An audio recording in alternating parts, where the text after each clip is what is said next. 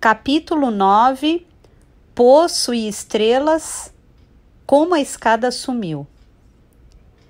O céu já estava claro às 5 da manhã, mas eu ainda conseguia ver algumas estrelas acima da minha cabeça.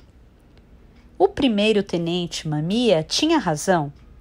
Do fundo do poço, dava para ver as estrelas mesmo durante o dia. No recorte perfeito de meia-lua, as estrelas brilhavam de leve no firmamento, reunidas como amostras de minérios raros. Quando eu estava na 5ª ou 6ª série do 1º grau, lembro que fui acampar com uns amigos na montanha e vi o céu tão carregado de estrelas que parecia prestes a quebrar, sucumbir ao peso das constelações. Nunca mais vi um céu tão estrelado como aquele. Fiquei acordado e, depois que todos dormiram, saí da barraca na ponta dos pés para contemplar o lindo céu estrelado deitado de costas no chão. De vez em quando, uma estrela cadente desenhava um traço iluminando o céu. Porém, em determinado momento, comecei a ficar com medo.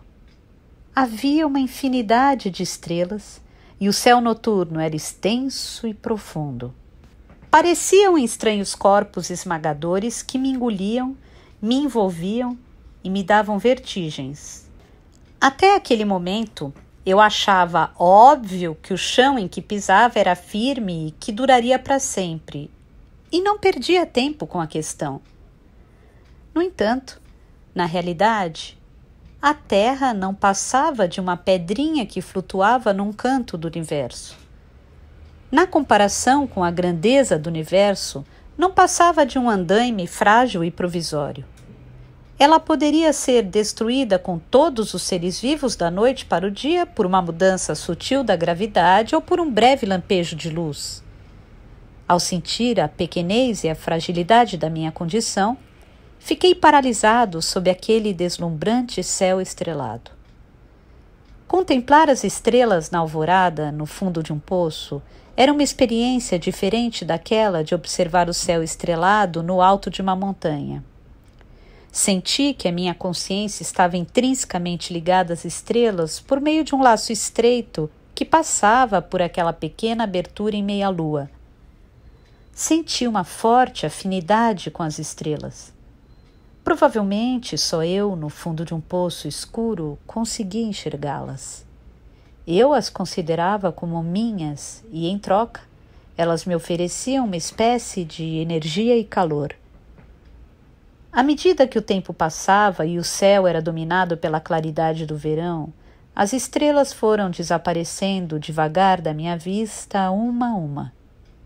Fiquei observando em silêncio esse processo. No entanto, nem todas se ofuscavam com a chegada do amanhecer. Aquelas que tinham brilho mais intenso permaneceram firmes e persistentes, mesmo depois que o céu subiu mais alto. Fiquei feliz com isso. Além das nuvens que cruzavam o firmamento de vez em quando, as estrelas eram minhas únicas companheiras no fundo do poço. Eu tinha transpirado durante o sono e o suor aos poucos esfriara. Eu estava tremendo de frio. O suor me fazia pensar no quarto escuro do hotel e na mulher que estava lá. Cada palavra dela e o som da batida da porta ainda ressoavam em meus ouvidos. O perfume sufocante e delicado da flor permanecia nas minhas narinas. Noburo Vataya continuava falando na TV. A memória dessas sensações não tinha desbotado nem um pouco, mesmo ao fim de um bom tempo. Por que não foi um sonho? Me dizia minha memória. Mesmo depois de despertar completamente, continuei sentindo uma pontada quente na bochecha direita e uma dor leve, como se uma lixa áspera tivesse esfolado minha pele. Levei a palma da mão à parte dolorida sobre a barba nascente, mas o calor e a dor não diminuíram. Para piorar, eu não tinha como ver o que havia na minha bochecha, pois estava no fundo de um poço escuro sem espelho. Estendi a mão e toquei a parede, tateando com a ponta dos dedos e empurrando de leve com a palma da mão. Era uma parede de concreto bem comum. Dei algumas batidinhas leves. A superfície era dura como esperado e estava levemente úmida. Eu me lembrava muito bem da sensação viscosa e estranha que havia sentido quando a atravessei. Parecia que estava passando dentro de uma gelatina. Às apalpadelas, peguei a garrafa da mochila e tomei um gole de água.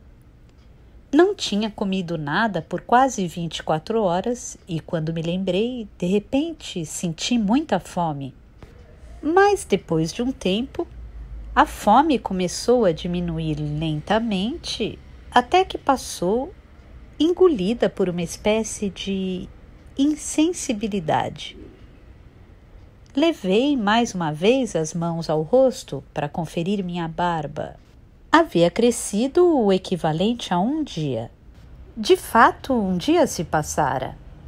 Mas, provavelmente, o fato de eu ter ficado um dia fora não tinha mudado a vida de ninguém. Ninguém devia nem ter percebido o meu sumiço.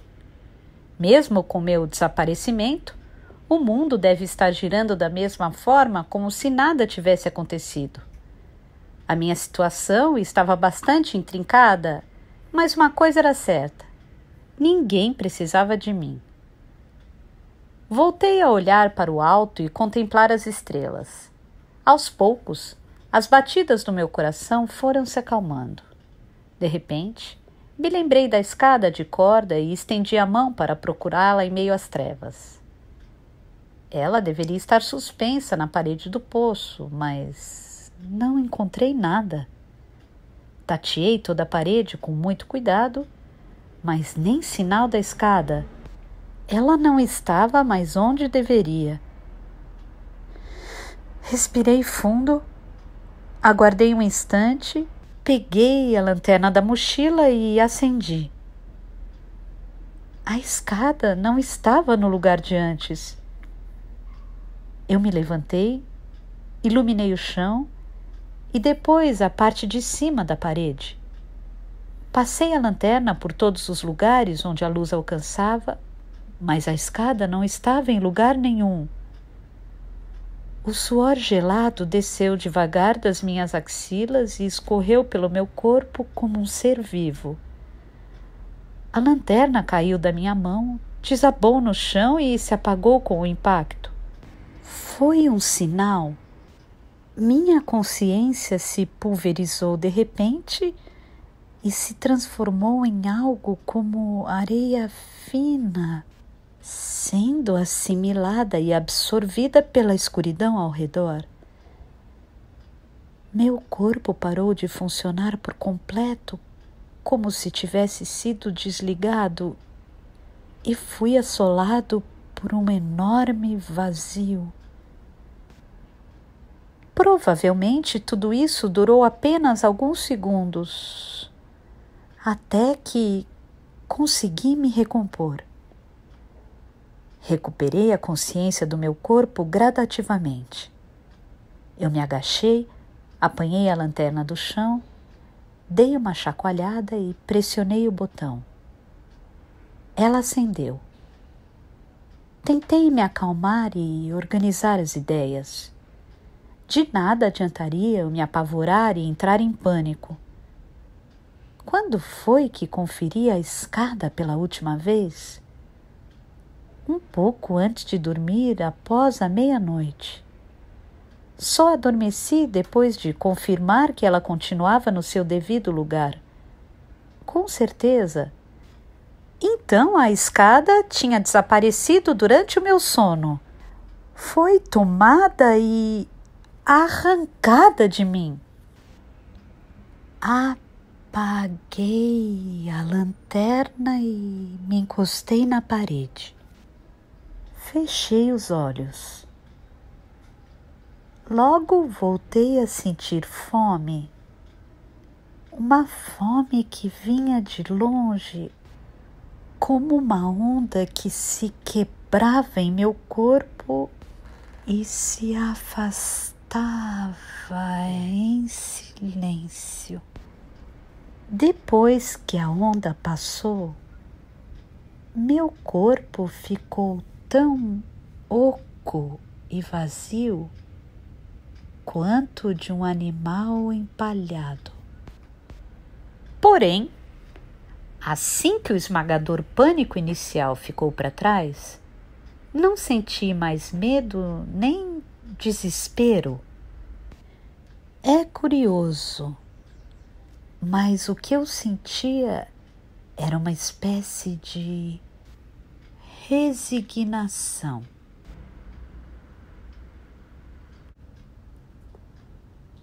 Quando voltei de Sapporo, abracei Kumiko para consolá-la.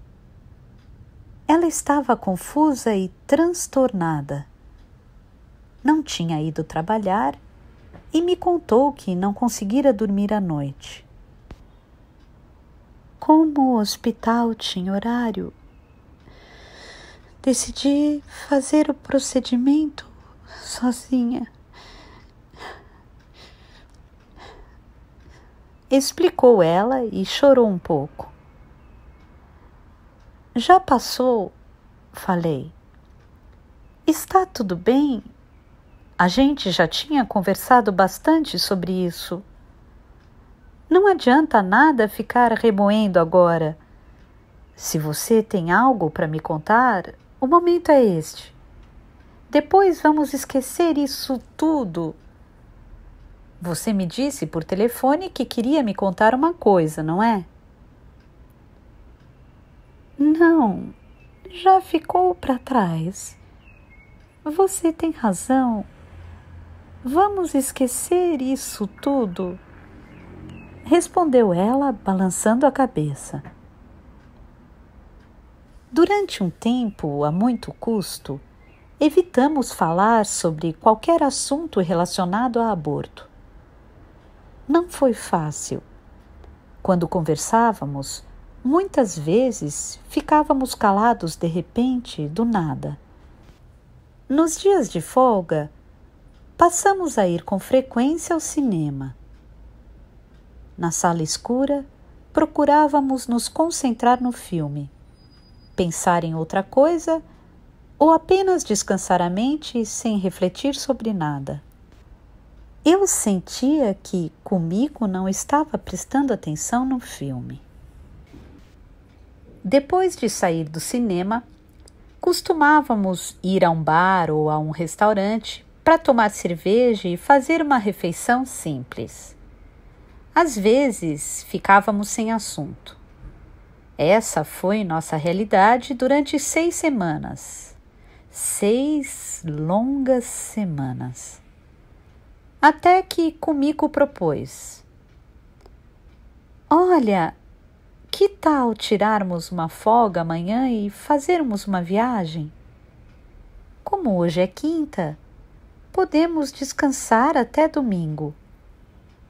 Acho que estamos precisando de um repouso maior. Sei que estamos, mas não tenho certeza se vou conseguir um dia de liberdade no escritório, disse eu.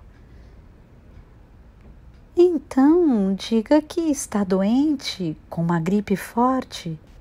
Também vou inventar essa desculpa. E foi assim que decidimos fazer uma viagem de trem a Keiryuja, na província de Nagano. Kumiko queria passar um tempo nas montanhas, onde pudesse fazer caminhadas e apreciar o silêncio.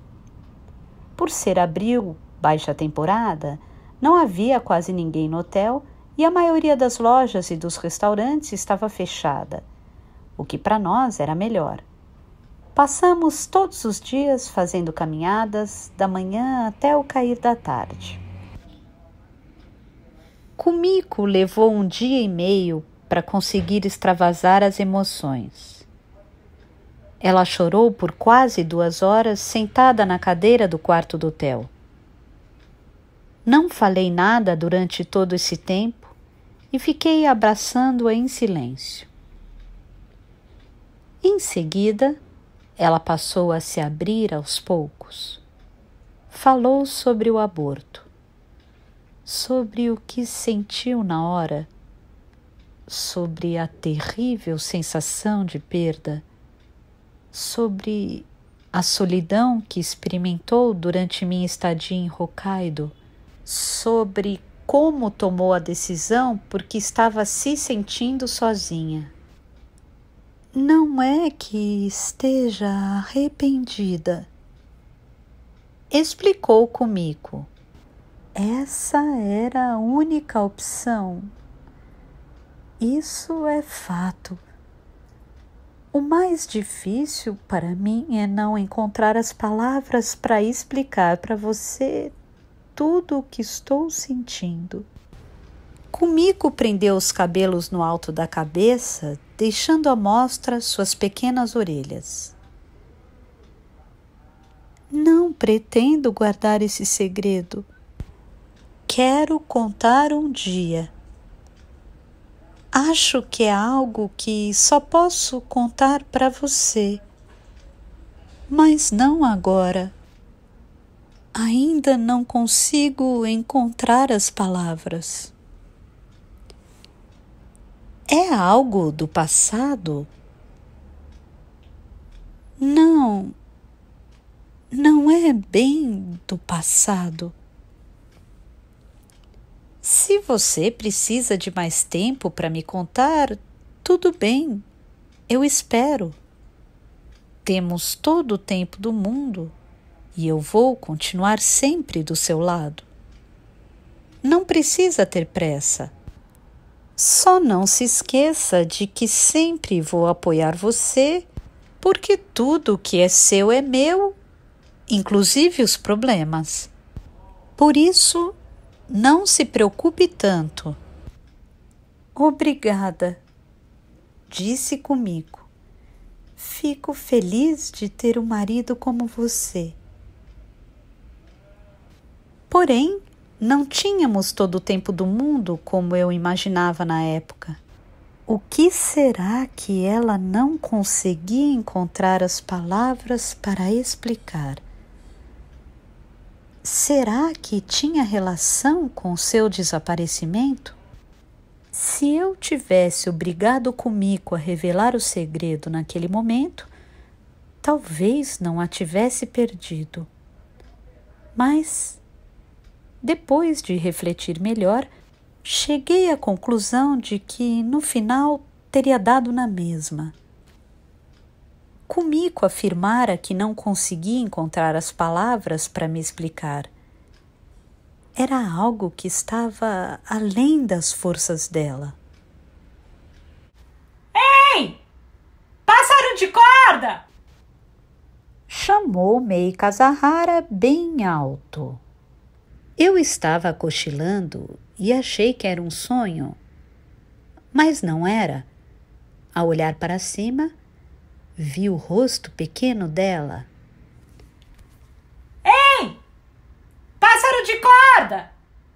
Você está aí, não é? Sei que está! Então me responda! Sim! Estou aqui! O que você está fazendo aí, afinal? Pensando! Respondi. Não estou entendendo direito! Por que você precisa descer ao fundo de um poço para pensar? Deve ter dado um trabalhão, hein? Aqui consigo me concentrar melhor. É escuro, fresco, silencioso. Você costuma fazer isso sempre? Não, não costumo. É a primeira vez na vida que desço ao fundo do poço. E está conseguindo pensar direitinho? Dá para pensar melhor aí? Ainda não sei. Estou só testando. Ela deu uma tossida. O som ecoou alto até onde eu estava. Pássaro de corda! Você deu falta da escada? Dei falta agora há pouco. Imaginava que tinha sido eu? Não imaginava. Então imaginava que tinha sido quem? Não sei. Não consigo explicar direito, mas não imaginei que tinha sido você, nem ninguém. Achei que a escada tivesse simplesmente sumido. Meika Zahara ficou em silêncio por um momento. Achou que tivesse simplesmente sumido? Repetiu ela com cautela, como se suspeitasse de uma armadilha complexa por trás das minhas palavras. Como assim? O que significa simplesmente sumir? Você achou que a escada tivesse evaporado do nada? Talvez. Olha, pássaro de corda, talvez seja estranho eu falar isso só agora, mas você é bem esquisito, sabia? Não existem tantas pessoas como você neste mundo. Eu não me acho tão esquisito assim. Então, como você pode achar que uma escada some sozinha? Do nada? Esfreguei o rosto com as mãos e tentei me concentrar no diálogo com Meika Zahara. Então, você tirou a escada? É claro! Respondeu a garota. Se você usasse um pouco a cabeça, teria percebido. Fui eu. Puxei a escada no meio da noite sem que você percebesse. Por que fez isso? Ontem passei na sua casa várias vezes. Ia chamar você para fazer aquela pesquisa para fabricante de perucas, mas você não estava. Achei o bilhete que você deixou e fiquei um bom tempo esperando, mas nada. Então me lembrei de vir procurar você aqui no quintal da casa desocupada. Aí percebi que a tampa do poço estava meio aberta e vi uma escada de corda presa. Na hora, nem passou pela minha cabeça que você poderia estar no fundo do poço. Achei que devia ser alguém que veio fazer obra e deixou a escada. Até porque, pense comigo, quem teria o trabalho de descer ao fundo do poço só para pensar sozinho, em silêncio? Pois é. Depois, no meio da noite, saí de casa na ponta dos pés e fui atrás de você. Mas nada de você ter voltado. Só então desconfiei que você poderia estar no fundo do poço. Não fazia a menor ideia do que você ganharia com isso, mas você é meio esquisito, sabe? Então, me aproximei sem fazer barulho e tirei a escada. Você tomou um susto, não tomou? Tomei! Você tem água e comida? Tem um pouco de água. Não trouxe comida. Tenho mais 3 balas de limão. Desde quando você está aí? Desde ontem, pouco antes do meio-dia. Você deve estar com fome, hein? Estou. E para fazer xixi e o resto, como é? Faço aqui mesmo. Como quase não comi nem bebi, não tem sido um problema tão grande. Ei, pássaro de corda! Sabia que você pode morrer aí dentro? Só depende da minha vontade. Só eu sei que você está aí dentro e escondi a escada de corda, sabia? Se eu sumir, você vai morrer no poço. Mesmo se você gritar, ninguém vai ouvir.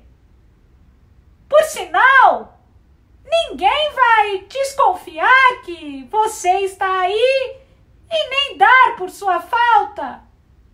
Porque você não trabalha fora e sua esposa saiu de casa. Tudo bem que, depois de um tempo, alguém pode até perceber seu sumiço e avisar a polícia. Mas aí, você já vai estar morto e ninguém vai achar o corpo. Você tem razão. Posso morrer aqui dentro? Só depende da sua vontade. E como você se sente ao saber disso? Sinto medo. Você não me parece muito amedrontado. Eu continuava esfregando o rosto com as mãos. Essas são minhas mãos. Esse é meu rosto. Pensei. Não enxergava nada na escuridão, mas meu corpo ainda estava ali. Acho que é porque ainda não caiu a ficha. A minha ficha já caiu. Acho que matar uma pessoa é mais fácil do que parece. Sentenciou Mei Kazahara.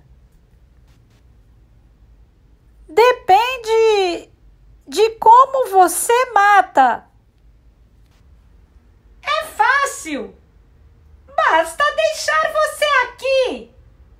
Não preciso fazer mais nada. Tente imaginar, pássaro de corda, como é doloroso morrer devagar no meio da escuridão, de sede e de fome. Você não vai morrer tão rápido assim. É verdade. Você não está me levando a sério, hein, pássaro de corda? Está mesmo achando que não sou capaz de uma crueldade dessas? Não sei. Acho que nem uma coisa nem outra. Mas sempre existe a possibilidade de acontecer algo. Não estou aqui falando de possibilidades, afirmou ela com voz bastante fria. Sabe, tive uma ideia. Já que você desceu aí para pensar, Vou dar uma mãozinha para que você fique mais concentrado ainda. Como assim? Perguntei. Assim! Respondeu ela, fechando a tampa do poço que estava aberta pela metade. Uma escuridão total me envolveu. Capítulo 10. Considerações de Mei Kasahara sobre a morte e a evolução do homem, o que foi construído em outro lugar. Eu estava agachado no fundo do poço em meio à escuridão total. Só consegui enxergar o nada de que agora eu fazia parte. Fechei os olhos e ouvi meu coração bater, o sangue circular pelas veias, os pulmões se contraírem como um fole e o estômago se contorcer pedindo comida. No meio da profunda escuridão, todos os movimentos e todas as vibrações eram ampliados ao extremo. Era isso o meu corpo. Porém, na escuridão, ele me parecia demasiado vivaz, demasiado carnal. Aos poucos, a minha consciência foi deixando o meu corpo. Eu imaginei que me transformava em um pássaro de corda, sobrevoando o céu ensolarado, dando corda no mundo, empoleirado em um galho de uma gigantesca árvore. Se o pássaro de corda tinha sumido de verdade, alguém teria que assumir o seu papel e dar corda no mundo. Alguém precisava fazer isso. Caso contrário, o sofisticado sistema do mundo ficaria cada vez mais frouxo até parar de funcionar por completo. Só que, aparentemente, ninguém mais além de mim havia notado o desaparecimento do pássaro de corda. Tentei reproduzir no fundo da garganta o canto do pássaro de corda. Ric, ric. Mas não deu muito certo. Só consegui produzir um som sem sentido e desastroso, semelhante ao friccionar de objetos. Provavelmente, só o verdadeiro pássaro de corda era capaz de produzir aquele som. Só ele era capaz de dar corda no mundo da maneira correta e precisa. Ainda assim, resolvi me imaginar sobrevoando o céu ensolarado como um pássaro de corda silencioso, incapaz de dar corda. Na verdade, voar até que não era tão difícil. Uma vez no alto, bastava ajustar a direção e a altura, movendo as asas no ângulo correto. Meu corpo logo pegou o jeito e passou a voar pelo céu com facilidade. Comecei a contemplar o mundo sob a perspectiva de um pássaro de corda. Quando me cansava de voar, pousava num galho de árvore e entre as folhas verdes observava o telhado das casas e as ruas, assim como o movimento das pessoas conduzindo sua vida na superfície terrestre.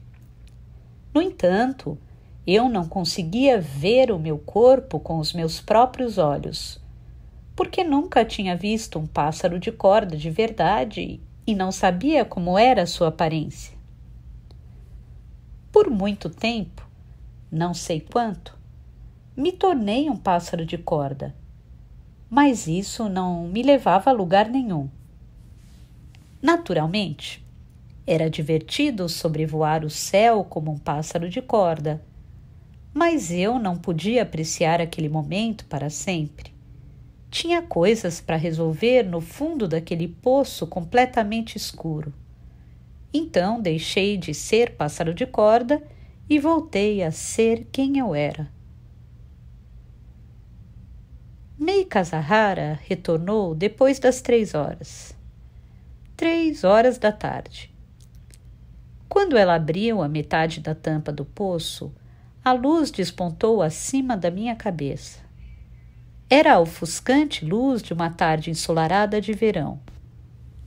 Permaneci por um tempo de olhos fechados e com o rosto para baixo, para não machucar a minha vista, já acostumada com a escuridão. Só de pensar na luz lá no alto, sentia lágrimas brotarem. Ei! Pássaro de corda! Você ainda está vivo? Se está, responda! Estou! Você deve estar com fome, hein? Acho que sim! Você acha? Ah, então ainda vai demorar muito para morrer de fome. Sabe, ninguém morre tão rápido assim de fome se tiver água. Você deve ter razão! Minha voz ecoava no poço e parecia bem incerta. Sem dúvida, essa incerteza na voz era significativamente ampliada pelo eco. Hoje de manhã fui até a biblioteca e dei uma pesquisada. Consultei alguns livros sobre fome, sede, essas coisas. Você sabia, pássaro de corda, que uma pessoa sobreviveu 21 dias tomando só água, sem comer nada? Isso aconteceu na época da Revolução Russa. Ah, é? Deve ser bem doloroso. Deve mesmo! Essa pessoa acabou sobrevivendo, mas perdeu todos os dentes e todos os cabelos. Caiu tudo. Mesmo conseguindo se safar, deve ser horrível sobreviver assim. É verdade! Pensando bem, mesmo perdendo os dentes e os cabelos, hoje dá para levar uma vida normal com uma boa peruca e uma boa dentadura. Pois é! Os processos de fabricação de peruca e de dentaduras devem ter evoluído muito desde a Revolução Russa.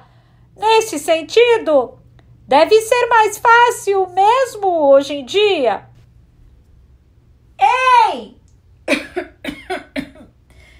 Pássaro de corda! Que foi? E se o ser humano não morresse nunca? Se vivesse para sempre, sem envelhecer, mantendo a saúde, será que pensaria tanto em algumas coisas como fazemos hoje? Quer dizer, nós acabamos pensando muito em diversas coisas em maior ou menor grau. Filosofia, psicologia, lógica, também em religião e literatura. Acho que os pensamentos e os conceitos complexos não teriam surgido se não existisse a morte. Quer dizer...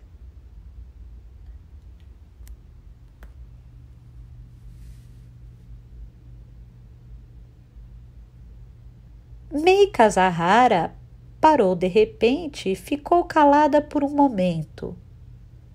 Só as palavras "quer dizer" continuaram pairando em meio à silenciosa escuridão do poço, como um fragmento de pensamento arrancado à força. Talvez ela tivesse perdido a vontade de concluir o raciocínio, ou precisasse de mais tempo para elaborar a sequência. Seja como for, aguardei em silêncio. Eu continuava com o rosto virado para baixo. De repente, pensei em como seria fácil se Mei Kazahara quisesse me matar naquele instante. Bastaria soltar uma pedra grande lá do alto. Se soltasse algumas, com certeza, uma acertaria minha cabeça.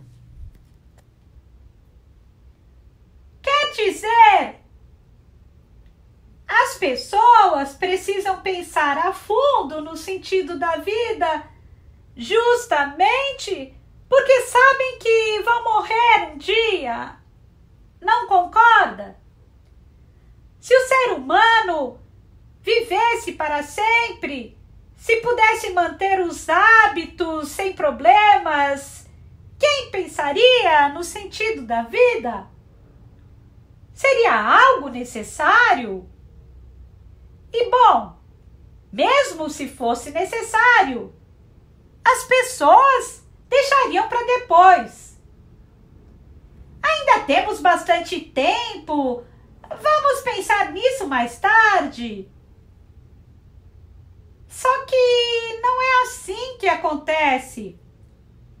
Precisamos pensar nessas questões agora, no presente, porque ninguém está livre de morrer atropelado por um caminhão na tarde de amanhã ou na manhã de depois de amanhã. Veja o seu caso, pássaro de corda. Você pode morrer de fome aí no fundo do poço, não é? Ninguém sabe o que vai acontecer depois. Precisamos da morte como combustível para a evolução. É isso que eu acho. Quanto mais forte a presença da morte, mais desesperadamente pensaremos sobre as coisas.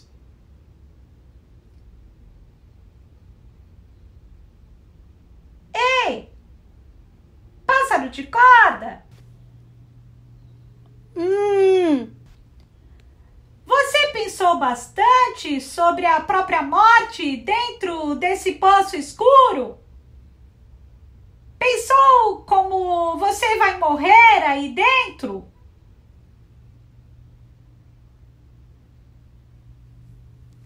Não! Acho que não pensei nisso. Por quê? Perguntou Mei Kazahara abismada, como se falasse com um animal sem inteligência. Por que não pensou? Afinal, você está literalmente frente a frente com a morte. Sério? Não estou brincando. Como eu disse, só depende da minha vontade se você vai morrer ou viver. Você pode jogar uma pedra também? Sugeri. Pedra? Que história é essa? Você pode soltar uma pedra grande aí de cima. Também seria uma opção. Disse Mei Kazahara, sem parecer ter gostado muito da ideia. Bom, mas você está com fome, não está, pássaro de corda? E vai sentir mais fome ainda. Logo a água vai acabar. Como você pode não pensar na morte? É estranho não pensar nisso. Pois é, mas eu estava pensando em outras coisas. Acho que se ficar com mais fome, Vou começar a pensar na morte. De qualquer maneira, como você mencionou, ainda tenho mais 3 semanas até morrer de fome, certo? 3 semanas só se tivesse água, corrigiu Meika Zahara. Aquele russo tinha água. Era um latifundiário ou algo parecido. Durante a revolta, foi jogado pelos revolucionários num poço comprido de uma mina abandonada, mas conseguiu sobreviver porque lambia a água que corria pelas paredes. Ele ficou num lugar completamente escuro como você. Só que você não tem tanta água assim, tem? Tenho só um pouco. Então é melhor você aproveitar bem. Tome uma gota por vez e pense com calma sobre a morte, sobre a sua morte. Você ainda tem muito tempo. Por que você faz tanta questão que eu pense a respeito da morte? Não consigo entender. Se eu pensar a fundo na morte, isso vai ajudar você de alguma maneira? Claro que não! Não vai me ajudar em nada. Que ideia! Por que me ajudaria? A vida é sua. Não tem nada a ver comigo. Eu só tenho curiosidade. Curiosidade? Isso, curiosidade. Quero saber como as pessoas morrem. Como se sentem quando estão morrendo. Não passa de curiosidade.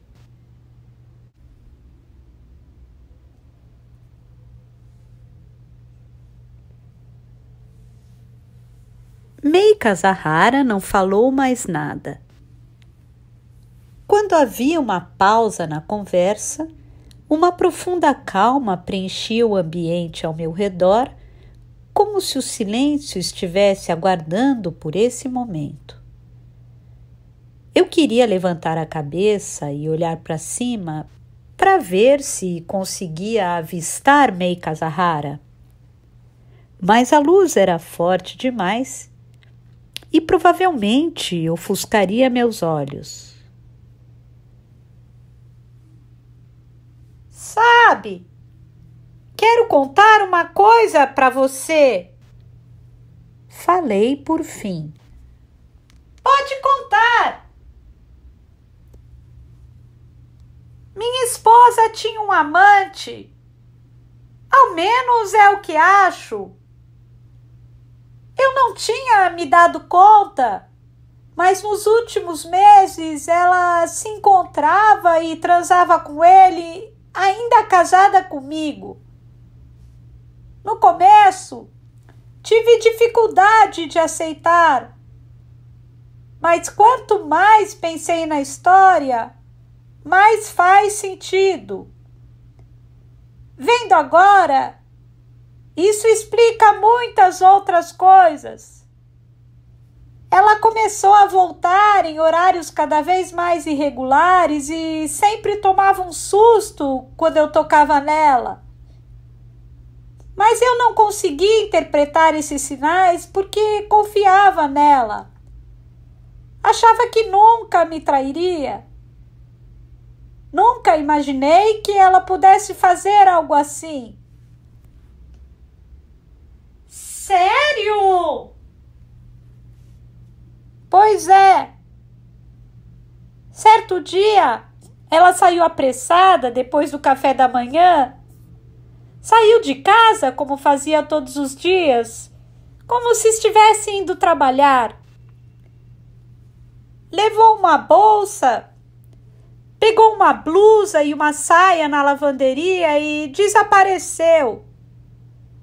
Sem se despedir de mim, sem escrever um bilhete.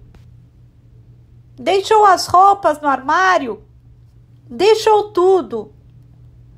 Provavelmente, Kumiko nunca mais vai voltar para mim nem para nosso lar. Ao menos não por livre e espontânea vontade. Sei disso.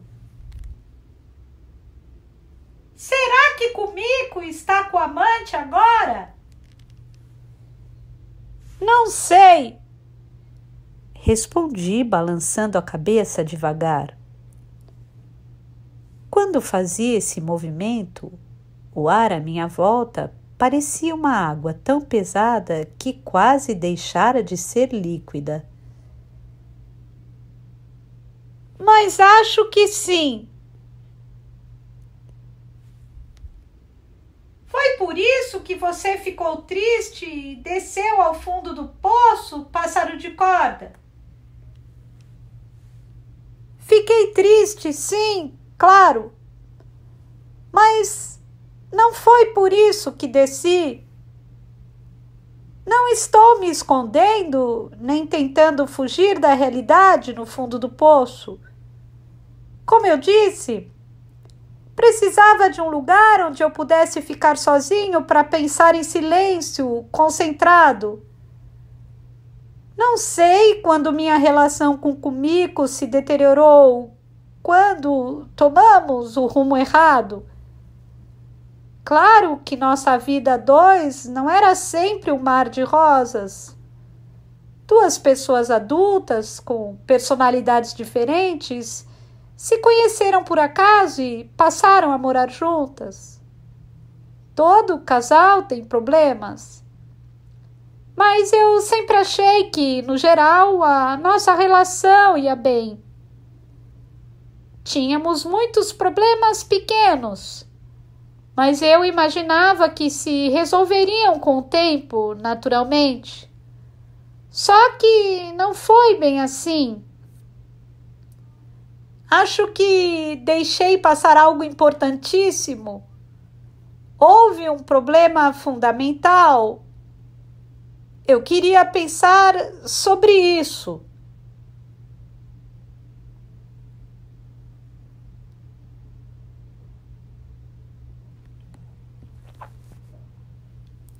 Você está entendendo? 6 anos atrás, quando Kumiko e eu nos casamos, queríamos construir um mundo completamente novo, como uma casa nova em um terreno vazio. Tínhamos uma imagem clara do que buscávamos. A casa não precisava ser magnífica. Bastava um lugar onde pudéssemos ficar a sós, ao abrigo da chuva e do vento. Era melhor não ter nada supérfluo. Por isso, achávamos que as coisas seriam bem fáceis e simples. Será que você nunca pensou em ser uma pessoa completamente diferente, num lugar totalmente novo? Claro que já! Eu sempre penso nisso. Era isso que queríamos fazer quando decidimos casar. Eu queria me livrar do meu velho eu e me tornar uma nova pessoa, e comigo também. Queríamos nos tornar novas pessoas, condizentes com nossa nova realidade, nosso novo mundo. Achávamos que poderíamos ter uma vida melhor, uma vida digna dessa nova realidade.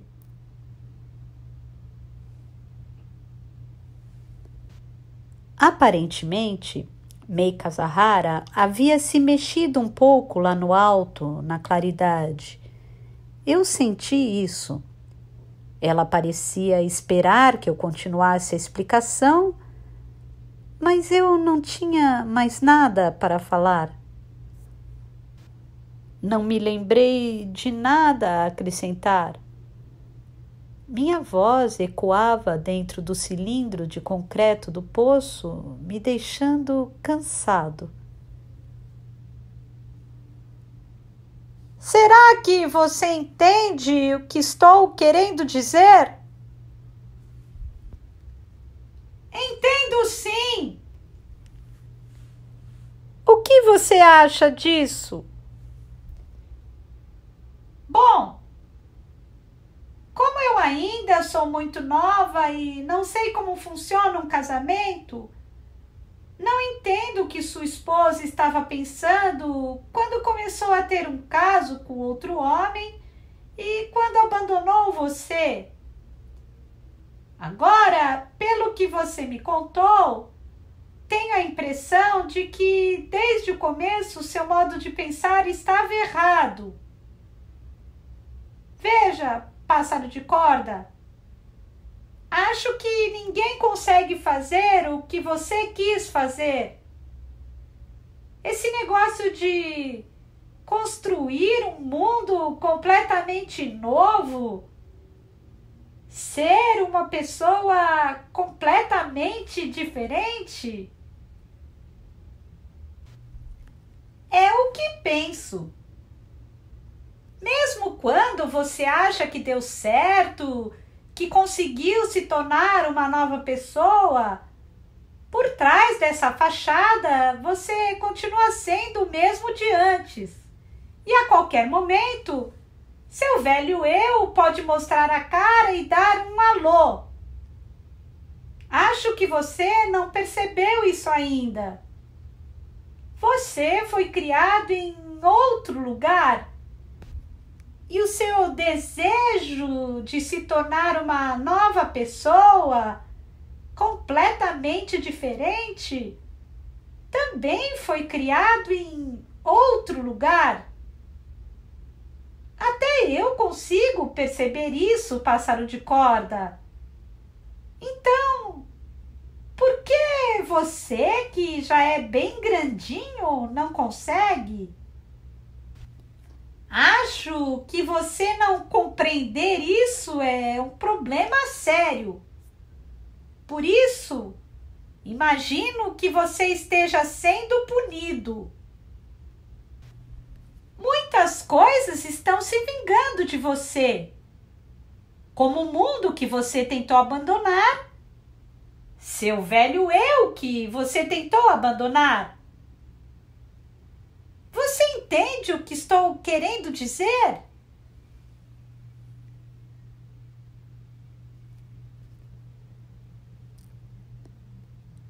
Fiquei em silêncio observando as trevas que cobriam o chão. Não sabia direito o que responder. Então, pássaro de corda, pense, pense, pense.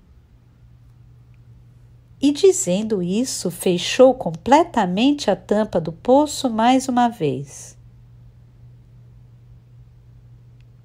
Peguei a garrafa da mochila e sacudi. Um som leve de água ecoou no meio da escuridão.